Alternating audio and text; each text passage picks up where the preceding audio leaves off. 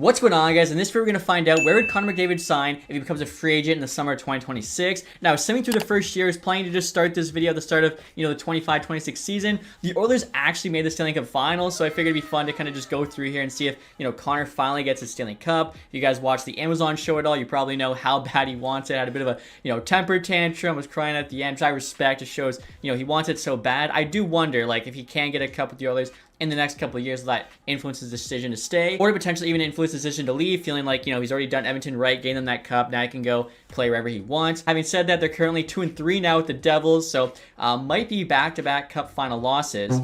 And it is in Game 7 again, 3-1 to the Devils. Okay, so yeah, absolutely heartbreaking. We'll see what happens in the next year. All right, guys, we're now to start next season, which will be McDavid's final season with the Oilers. If you're just kind of curious what we did in the summer, Matthew Savoy grew. He's now playing top 6. We signed Anthony Mantha to replace Jeff Skinner. We got Oliver Wahlstrom there on the 4th line, trying him at center. Defensively, no changes. That's still a weak spot for the Oilers. Goaltending as well is still the same. What I'm actually interested to see is what McDavid's going to be asking for to start this year. Show me the money! That's it, brother, but you got to yell that shit! Show me the money! Again, last season it was $12.5 million, 8-year contract. Draisaitl, his teammate, just signed the most expensive contract in NHL history at $14 million for 8 years. So we'll see to start the year. McDavid, does he give us a hometown discount? What?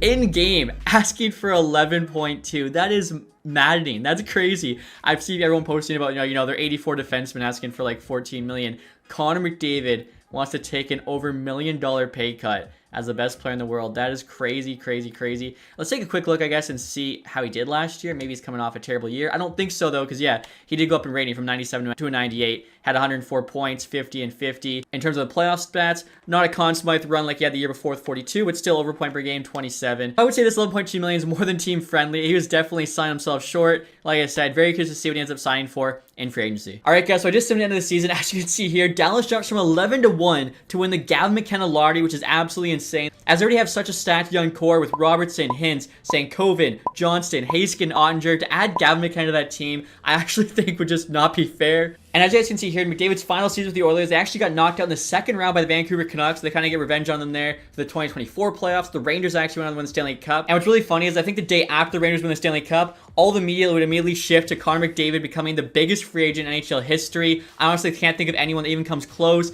Other big names would be like Scott Niedermayer, Zdeno Chara, Marian Hossa. I know Brad Richards was a big one recently. You got Panarin, you got Draisaitl. But McDavid might go down as a top 5 player all time. Never has a guy that caliber become a free agent. So it would be absolutely massive. And having said that, it's pretty funny that in his contract year, Zach Hyman outscored him in the playoffs 18-16. And he did the same in the regular season as well, 108-104. So I guess Hyman's just showing everybody we don't need McDavid. Zach Hyman's here. So we're on the re-sign phase here, guys. I'm curious to see if 98 overall, Connor McDavid's price has gone up. Now, he is interested in an extension. Again, of course, we're going to let him go to free agency to see what happens. But he's asked for 12.5 now, so he feels like, he deserves more money after that season, even though it's not even close to being a career year for him in any means. He also wants a full no-move clause. So again, really curious to see what the exact contract is he ends up getting, and more importantly, where does he sign? And now the time has come, guys. Let's see, how much is Connor McDavid asking for as a free agent? Almost $13 million, but still only $250,000 raise on his current contract. Less than Leon Draisaitl. It's crazy. Apparently, after we didn't give him a contract, he's pissed at us, as his interest in our organization is like below half. He only wants 6 years, which is really interesting. I'm surprised he doesn't want like the full 8 years. He's 29. That paid him until he's 37. Like I said, definitely interesting. Also, there's currently only one team interested. I'll sim a couple days and see if that number does go up. And then, of course, see what the winning bid is. And I just simmed to July 4th, guys. McDavid's no longer here. Last I looked, there was 2 teams interested, which I have to say is a bit of a joke. There should be 32 teams interested, not just 2. Every single NHL team making a pitch to this guy. So let's go find out who signed Connor McDavid. Wow. Wow. Okay, I wasn't expecting this, guys. Connor McDavid is a Seattle Kraken. What? Oh my goodness. They had the money, apparently. Let's see. What is that contract? $14 million to win the bid. So just $100K more, essentially, than Draisaitl. I think it's going to cost like probably $16 million to get McDavid locked up. And that's for the Oilers. Probably like $17 million, maybe even $17.5 on the open market. Got the 6 years he wanted, full NMC. So good to see him get a bit of a pay raise, but definitely, like I said, still less than I was expecting. Seattle Kraken, all of a sudden, true contenders. He's leading the way there. They got Beniers done. Pretty much everybody still, so I guess they just had the cap space. I know they had some bad contracts. Maybe they like bought out Grubauer. See, they're still paying him, so they could have even done that to free up some more cap space to get the bottom. They still have $6.7 million. So one thing I want to do for fun, guys, is actually just quickly sim this next season with Seattle Kraken and see how McDavid does leading that team. Also, in case you guys are curious, the Columbus Blue Jackets are the other team interested. Again, wild to me that no other team made an offer on Connor McDavid. So I just said McDavid's first season with the Seattle Kraken. You guys might notice something. The Oilers did terrible. Third last in the NHL. They actually jumped to the number 2 pick. The Penguins back to picking first overall after last year with Crosby, of course, in 2005. This is the 2027 draft now, so we're getting Landon DuPont.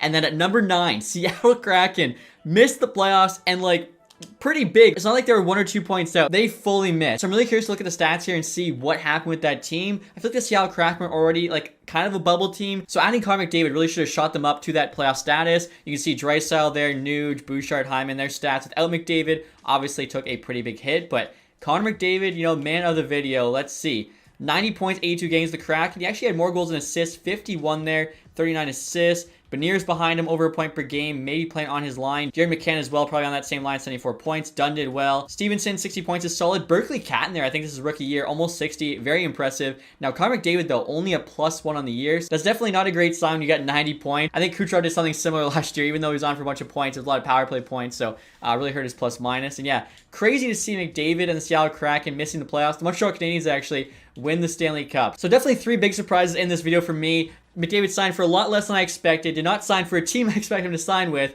and then somehow the team he joined missed the playoffs. Like, that is just crazy, crazy, crazy. But hopefully you guys enjoyed this one, going through that with me. It was still a lot of fun. If you did, leave that thumbs up, subscribe if you haven't. Thank you guys so much for watching. Have a nice day.